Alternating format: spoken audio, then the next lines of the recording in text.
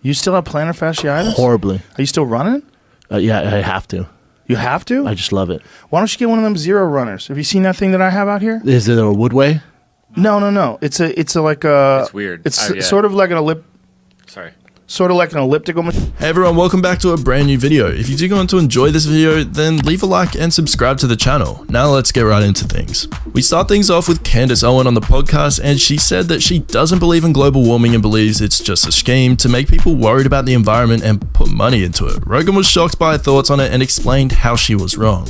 This is an incredibly complicated subject. Right. And if you would have to talk to a bunch of different scientists and see how they gather data and see what they understand about CO2 levels and what's the danger of them and what can combat it and what could not. Have you done all this, or do you take this flippant opinion based on the party line? This wouldn't be the hill I died on, right? But it's not about the party. I just genuinely, I've read a ton about it, but I would not be able to come to you and say, like, this is my strong opinion, but here's like the easiest way to say this, right? Okay. The fact that there is a disparity in the science community about whether or not it's real is enough to... It's very little. Yep. Very little disparity. But Most scientists, the vast majority, agree that human beings are negatively affecting climate change. Yeah. The vast majority. Rogan was pretty baffled. Next up, we have Joe Rogan with Josh Zepps as a guest on his podcast. They were talking about the issue of abortion, and well, they didn't agree with each other when it came to some of their thoughts about it. They kept going back and forth, trying to justify their respective views on it. White people in rural Alabama, I don't necessarily think it's a racial issue as much as a poverty issue. Yeah, especially like things like Planned Parenthood and shutting down Planned Parenthoods. They're just going to affect people that don't have much money. Yep, who are disproportionately people of color as well. Disproportionately in terms of the actual numbers of human beings, or percentage-wise? In terms of percentage-wise. Right, but the actual numbers of human beings, it's not. Right, but you can understand how it would look bad if I you're just a think black that woman. when you add people of color to that, it accentuates the issue and makes it even more problematic. It makes it more of a big left-wing progressive issue, right, that can't be argued against. Do you think the optics discrimination against people of color? Oh, don't want to do that. It's people. Yeah, it's human beings. This whole argument went on for a good 20 minutes, which is pretty insane. Now we have Joe Rogan speaking to Nikki DiPaola, excuse the pronunciation, and they were arguing about Trump and his apparent lies with his dealings with Russia. Joe was in the camp of those who thought that Trump did lie about his dealings with Russia, while Nikki was the complete opposite. The heat turned up a little bit with this debate. I don't even on what case. I don't even know what they get him. High crimes and misdemeanors. I don't know what he's done. To talk about building a tower in Moscow is not illegal, or to have business. And what did he lie about specifically? Well, there's a lot. Like what? We could pull it up.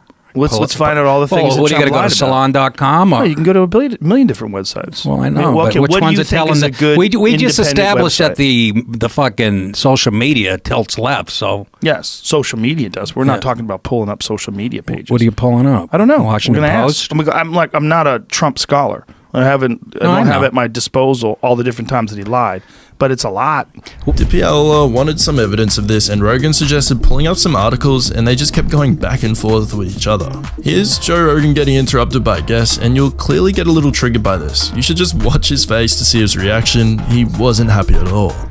I've read that there's a certain percentage, whether it's 1/10 I just think you have to look into it when there's a guy some people get. When anyone stands to make billions of dollars and institute something that's going to be very... Yeah, I think it's safe to say that Joe Rogan doesn't like being interrupted. Oh boy, in this next one, Joe Rogan was busy speaking until he was interrupted by his guest once again. He was speaking at length about something and then boom, stopped in his tracks. His reaction was quite something. Joe's head was so close to going completely red. Check this out. There was no camaraderie back then. There was some camaraderie with like door guys and stuff like that, but there was a lot of like... The problem was there was this leftover shit from guys who were all struggling to get sitcoms. They were all struggling to be the host of a talk show. That's tonic.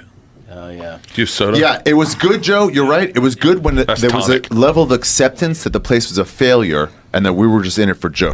His face just changed in an instant, from really concentrated on what he was speaking about to being ready to punch someone in the face. At number 6, this time we have Joe Rogan on his podcast, who had a guest in via Skype. This was an interesting dynamic, and this made things a little difficult already, but the guest himself made Rogan's job 10 times harder than it already was. He just wouldn't let Rogan speak at all.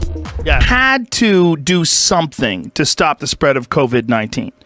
Do you think? I agree. Yes, I agree. But hold on. The government didn't have to bail anybody out. We have a problem. We have to deal. We have to deal with our issues. Peter, we have a problem listening to each other. People that I know who have friends that are on unemployment don't want the economy to reopen because they would lose money. And I was like, my God, look, I know what a people conundrum. that can't hire people. But you can't get people to work. Hold on, Why please. should you work? I get more money not working. So you know what some people do? They work under the table. Peter, hold on, please. They get cash. Jesus they want to Christ. pretend they're unemployed so they can keep getting those benefits, and then they... Pretty interesting. We end things off with Joe Rogan getting pretty annoyed when he gets interrupted while speaking, and it actually wasn't a guest that interrupted him, but rather someone part of his production team. It's fair to say that Rogan's reaction created a bit of an awkward moment. You still have plantar fasciitis? Horribly. Are you still running? Yeah, I have to. You have to? I just love it. Why don't you get one of them zero runners? Have you seen that thing that I have out here? Is it a Woodway? No. It's like a. It's weird. It's sort of like an Sort of like an elliptical. That was quite the stern look Rogan gave there. It was so intimidating that the guy ended up apologizing immediately. He was probably seeing Rogan really angry and just didn't want to mess with any of that. I think he learned his lesson that day. Never interrupt Joe. Thank you for watching this video, everyone. If you enjoyed the video, then feel free to leave a like and subscribe to the channel for more content like this and much more. Goodbye for now. We'll see you next time.